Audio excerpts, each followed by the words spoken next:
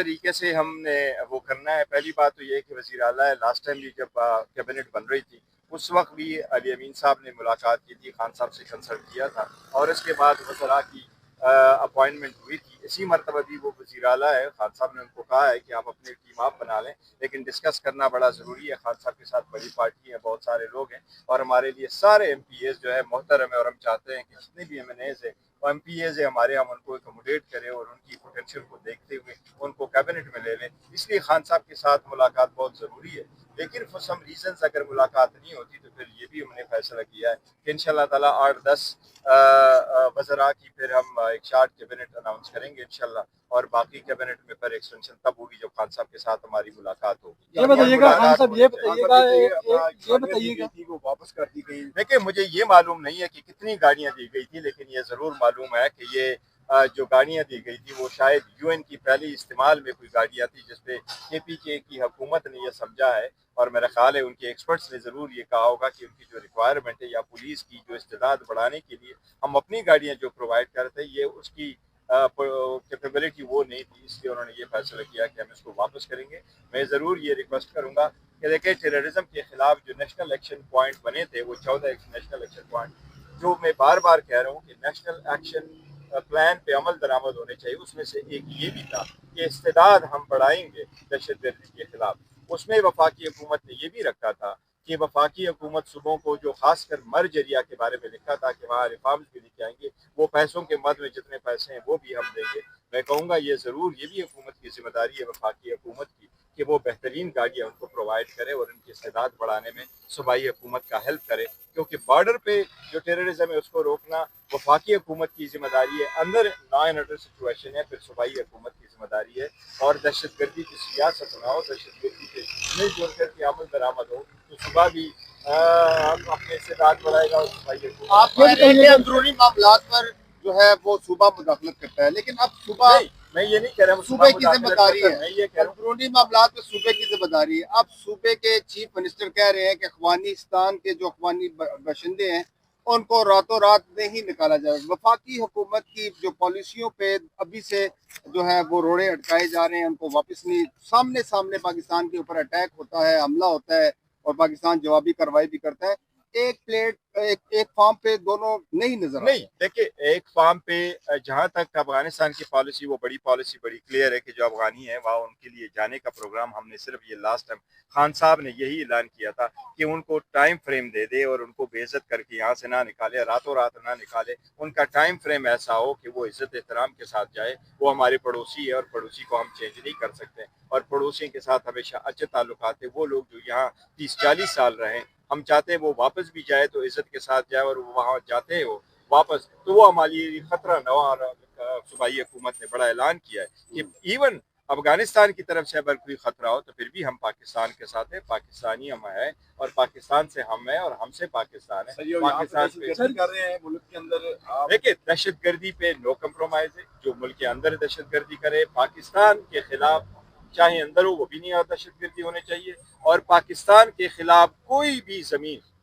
बाहर वो पाकिस्तान के खिलाफ इस्तेमाल नहीं होने चाहिए, चाहे वो अफगानिस्तान की या कोई भी मुल्क हो। सर, इस्लामाबाद में एक आला सतह इजलास हुआ वज़ीर आज़म पाकिस्तान की ज़ेर-ए-सदारत, जो वज़ीर आला हैं बाकी क्योंकि सारे सूबों के वज़ीर आला शरीक हुए, वज़ीर आज़म आज़ाद कश्मीर शरीक हुए, गिलगित बल्तिस्तान के वज़ीर आला शरीक हुए, लेकिन आपकी जानिब से मशीर खजाना आए लेकिन वज़ीर आला नहीं आए। क्या वो ना तजर्बेकारी की वजह से नहीं आए? क्योंकि मशीर खजाना जब शिरकत हो गई उनकी तो इसका मतलब वो खान साहब के साथ उसकी मुलाकात होगी, खान साहब से बातचीत करेंगे तो उसके बाद वो फैसले करेंगे उन्होंने क्या करना है। बस यही उसका कहना था कि जी मैं वफाकी हुकूमत के साथ उस वक्त तक शिरकत नहीं करूंगा जब तक खान साहब के साथ मेरी मुलाकात नहीं हो जाती। मैं सबसे एक रिक्वेस्ट करूंगा, देखिए इन बातों को इतना जो है ना इतने इतने पहज पे ना लेके जाए कि जी वहाँ आपको रिक्वेस्ट करनी पड़ जाए। एक मुलाकात ही है ना, बाकी बकला मिल रहे हैं, ये तो कोर्ट का ऑर्डर है।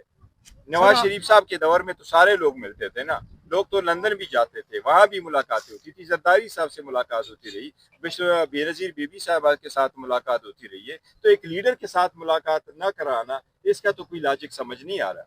इसलिए ये मुलाकात आप जरूर कराएं ताकि वो अपने सूबे के लिए पॉलिसी भी वज़ा कर दे, वो वफाकी हुकूमत के साथ अपने ताल्लुकात किस लाइन पे इस्तवार करे, वो भी उनको डायरेक्टली मैसेज मिले और अपने सूबाई कैबिनेट बनाने के लिए भी उनको कोशिश करे। सर आपको मैं सिर्फ एक चीज़ कहा एडिशनली बता रहा हूँ, आज हमने नेशनल असम्बली में हमने दरख्वास्त दी है, महमूद खान अचकज़ई से हमने खान साहब की जो इंस्ट्रक्शन थी उसके मुताबिक हमने महमूद खान अचकज़ई साहब को नेशनल असम्बली में अपना अपोजिशन लीडर नामजद किया हुआ है। 74 MNA ने उस पर दस्तखत कर लिए, एप्लीकेशन पहुंच गई है। ये हमने बहुत पहले लास्ट टाइम सबमिट करनी थी जब सेशन जारी था, लेकिन कुछ MNAs हमारे अवेलेबल नहीं थे, उनके दस्तखत होने बाकी थे, वो कंप्लीट हो गए और आज हमने सबमिट कर दिया। दूसरी बात यह कि अभी इलेक्शन होने जा रहे हैं, आल्दो हम एप्लीकेशन सबमिट कर चुके हैं सुप्रीम कोर्ट में, लेकिन स्टे अभी हमें नहीं मिला है। NA-18 हरिपुर पे हरिपुर पे खान साहब ने इजाज़त दी थी कि इस इलेक्शन पे हम भरपूर हिस्सा लेंगे, यहाँ हम इलेक्शन कंटेस्ट करेंगे। वहाँ जो हमारे हरिपुर नेशनल असम्बली की कंस्टिट्यूंसी नंबर 18 पे हमारी कैंडिडेट होगी उमर अयूब खान साहब की मिसेज है, उनके नॉमिनेशन पेपर सबमिट हुए हैं। इंशाल्लाह ताला पाकिस्तान तरीके से भरपूर हिस्सा लेंगे और इंशाल्लाह हम उनको कामयाब करेंगे। गौर साहब ये बताइएगा कि गौर साहब ये बताइएगा कि आप चेयरमैन हैं PTI के, मरकजी लीडरशिप ने ये फैसला किया है कि अगर मुलाकात नहीं दी जाती है चीफ मिनिस्टर को, क्या कोई फहरिस्त तैयार हुई है काबीना की जिस पे डिस्कशन हुई हो कि अगर नहीं मुलाकात होती है तो ये एक रास्ता इख्तियार किया जाएगा? नहीं, मैंने कहा देखिए हमारे लिए सारे MPs जो है ना वो मोहतरम है और वज़ीर आला साहब देखेंगे कि जिसकी पोटेंशियल सबसे ज़्यादा है वो उसी को इस्तेमाल करेंगे और ये उसकी सवाबदीद है, वो किसको मोर कंफर्टेबल फील करते हैं और किसकी पोटेंशियल को यूटिलाइज करना चाहते हैं उस पॉलिसी के मुताबिक।